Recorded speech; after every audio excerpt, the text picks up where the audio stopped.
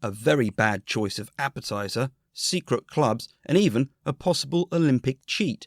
Join me for a special Night of the Livy Dead minisode all about werewolves on the Ancient History Hound podcast.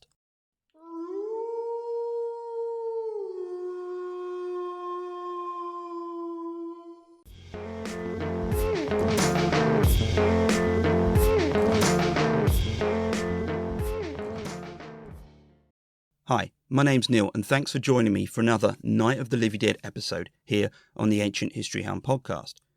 If you're new to this and find it all a bit confusing, well, for the past 5 years or so I've recorded a Halloween themed episode and tagged it or named it as Night of the Livy Dead. It's truly the pun which refuses to die. The overlap between ancient history and Halloween-esque topics isn't as rich as you might think. There are some good stories, one of which I'll be dealing with in this minisode. But generally speaking, the well does get dry, but it hasn't put me off. Over the years, I've covered vampires, human sacrifice, ghosts, demons, and exorcism, and included cultures outside of Greece and Rome, such as Carthage, Hittites, and Mesopotamia. I should add that the topic of werewolves is one I've already covered. In the first Night of the Livy Dead, a two-parter, I covered them with a guest, along with a range of other creatures, and also discussed them in the second Night of the Livy Dead. In this minisode, I'll be covering the basics, but also including some information I covered elsewhere, in particular a mountain from my Mountains in Myths episode. Trust me, it all links in. If you want to head over to ancientblogger.com, I'll put up a general post about the werewolves I discuss here, as well as some of the sources, and you can find me on Twitter, @ancientblogger, and the podcast specifically, @houndancient. There's also my Instagram and TikTok, which is both Ancient Blogger.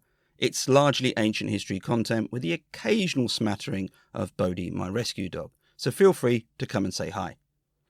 And just so you know, there will be a full-length Night of the Livy Dead episode for Halloween this year. It's on the Greek underworld, and it's going to be a cracker, so get subscribing if you haven't done so already.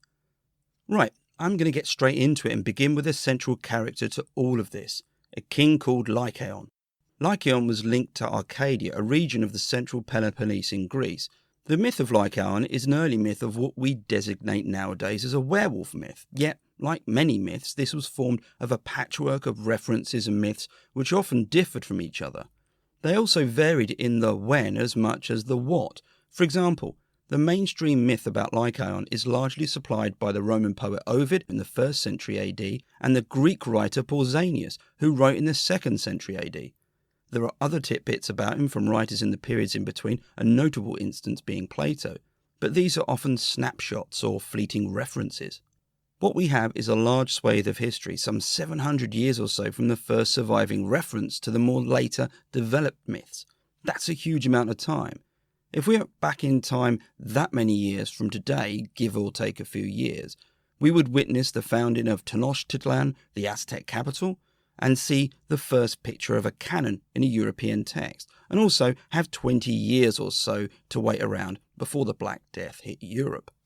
Okay, now I'll get to the myth, and I'll begin with a fragment of Hesiod, and I quote, "After Zeus had seduced Callisto, her father Lykaion, pretending not to know of the matter, entertained Zeus, as Hesiod says, and set before him on the table the babe which he'd cut up." End quote. Serving Zeus human flesh was certainly a bold move, and one which Lykaion was certainly punished for. In some myths, he was just killed outright, but in Ovid's account, he was turned into a wolf. For any werewolf fans, you might recognise the name Lykaion. It translates as wolf, or close to it, and this word was found elsewhere. You have Lycurgus, the founder of Sparta, and Autolycus, the grandfather of Odysseus, and of course the modern word lycanthrope, or lycanthropology. The central taboo we meet here is that of cannibalism, but there's also something else going on. For the Greeks, there was a concept of xenia, which roughly translates as being a good host and a good guest. And Lykaion, in conducting himself as he had done, broke that convention, and it was a really important value for the ancient Greeks. And there's an irony as well, because Zeus was the patron god, as it were, of xenia. He was the god associated with this virtue. Lykaion was therefore subverting xenia with the very god who oversaw it. That takes a lot of guts.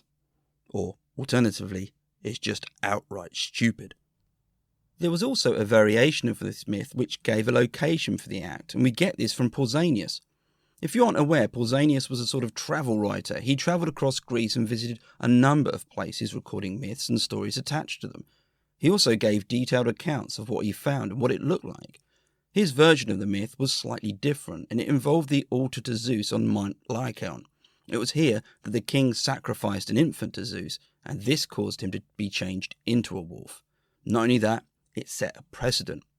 To quote Pausanias, "It is said, for instance, that ever since the time of Lykaion, a man has changed into a wolf at the sacrifice to Zeus Lykios, but that the change is not for life.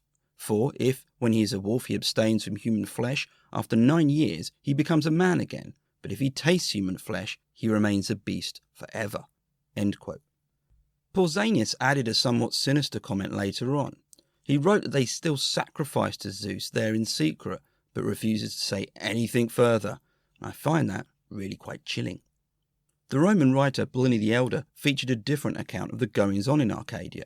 This was a ritual during which a member of a specific family was selected by lot. He then went to a lake in the region and hung his clothes from a tree. Next, he crossed a nearby lake where he changed into a wolf for 9 years. If he kept away from humans for that time, he could return and transform back. I should note that Pliny immediately discredited this story and suggested that there's little the Greeks won't believe. Perhaps Pliny is being unfair. Pausanias rejected another werewolf story linked to the ritual, namely that a man called Demarchus had competed successfully as a boxer at the Olympic Games and had been through this ritual and changed back into a man prior to his victory. The Greeks weren't buying all of these werewolf stories, it would seem.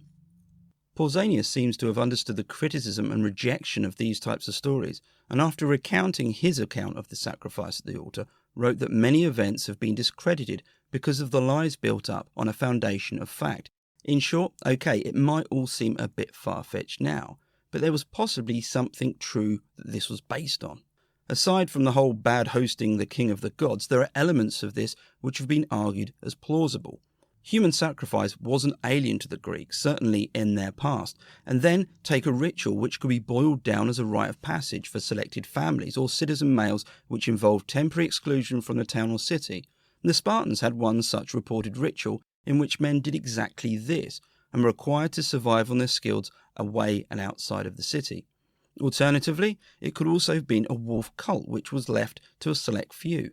What we do have, though, aside from speculation, is a location.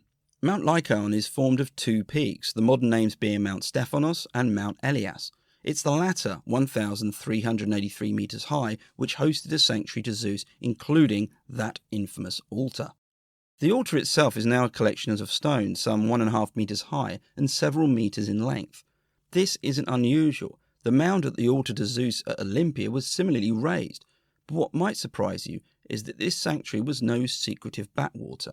The sanctuary on the lower slopes boasted baths and even a hippodrome which dates as early as the 4th century BC. Despite the sinister goings-on, the altar has recorded no human finds, just sheep and goat bones, some of which were dated as far back as the 16th century BC. Perhaps the most tentative find was of a teenage boy, and this dated to the 11th century BC, but even then it wasn't anything that damning or could really support human sacrifice being active at that place. To what extent the wolf cult functioned at Mount Lykaion is debated, particularly given that chilling line by Pausanias, but it was persistent. Plato in the Republic referred to the legend of the shrine of Lycaean Zeus and how those who tasted the human entrails mixed with the other victims there was transformed into a wolf. Again though, the sense fostered is that by the 4th century BC this was an old legend, a thing which had happened a long time ago.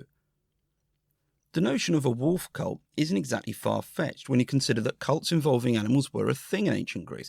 Take the example of Artemis at Broron, a female-only festivals where the bear featured. The young girls participating were even referred to as arctoi, or she-bears. And the idea of human changing shape into an animal was a cultural feature of other civilizations and cultures. In the Mesopotamian poem The Epic of Gilgamesh, which dated to as far back as the early 2nd millennium BC, the goddess Ishtar turned a shepherd into a wolf, who was then killed by his own hounds.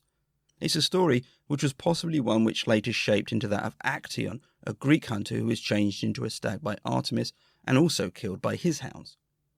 possibly the most famous werewolf story of antiquity comes to us from the Satyricon, a Roman work written by Petronius in the middle of the 1st century AD. In the second Night of the Livy Dead episode, I go into it a bit more in detail, but here's a quick overview. This is a story told by Niceros, a freeman who was once a slave, and one who was eager to visit his love, a widow called Melissa. With his master away on business, he made out to visit her by night and persuaded a soldier to accompany him for safety. After a couple of miles, the pair rested by the roadside, and Niceros watched as his travelling companion removed his clothes, urinated in a circle around them, and turned into a wolf, who then dashed into the woods. Niceros was terrified, and upon inspecting the clothes on the floor, found them to be made of stone. After travelling through the night, Niceros completed his journey and arrived at Melissa's estate only to hear that a wolf had been harassing the sheep there. A slave, though, had successfully driven it off and injured it in the neck in the process with a spear. The next day, Niceros made his way back and stopped at the place where his colleague had changed. The clothes had gone, but instead there was a pool of blood, and upon arriving back at his master's, he found the soldier being treated by a doctor for a wound to his neck. There are a few similarities to this story and the account which Pliny rubbished, that to change, the would-be werewolf removed their clothes and performed a ritual. What Petronius also gives us is a trope which has been repeated through the ages, something termed the sympathetic wound. It's an injury a werewolf receives which carries over when they transform back, and is often used as part of a narrative with which to identify who the werewolf is. What's missing from the accounts we have are the common associations such as the full moon, silver, and the transformation into half-man, half-wolf. The only reference to the full moon we have in Petronius is there as a narrative device, because otherwise there's no way that Niceros could have seen what went on. These features then were largely the inventions of 20th century cinema. The full moon creates that tension in the film, it's the ticking clock. Silver was referred to earlier, but certainly became a cornerstone in werewolf myth through the big screen and made its debut in the 1941 film The Wolfman, where a silver-headed walking stick is used against the beast. As for the half-man, half-human, well, Lassie and Wishbone aside, dogs have limited range, and CGI wasn't an option for films in the earlier 20th century. There's also the popularity of Jekyll and Hyde, so filmmakers were keen to have their actors portraying monsters rather than, say, dogs. Plus, they can do more, opening doors for a start, and inherently they're more scary. In fact, a film made in 1913 called The Werewolf, which sadly is now lost, proved this point. Argued as the first werewolf film, the lead role went to a timber wolf, who the audience fell in love with as opposed to being scared by. Well, I'm going to leave it there, and hope you've enjoyed this short-form episode, or minisode as I keep saying, and I really appreciate you taking the time to listen to me. I imagine you've got a good few podcasts to get through, and it's great to be amongst them, so thanks again. Any feedback is always welcome, and make sure you subscribe to avoid missing out, because I do have that full-length episode on the Greek underworld due to be released later this month for Halloween. Until next time, take care, make sure you know who you're taking along with you when you go for a midnight stroll, and keep safe.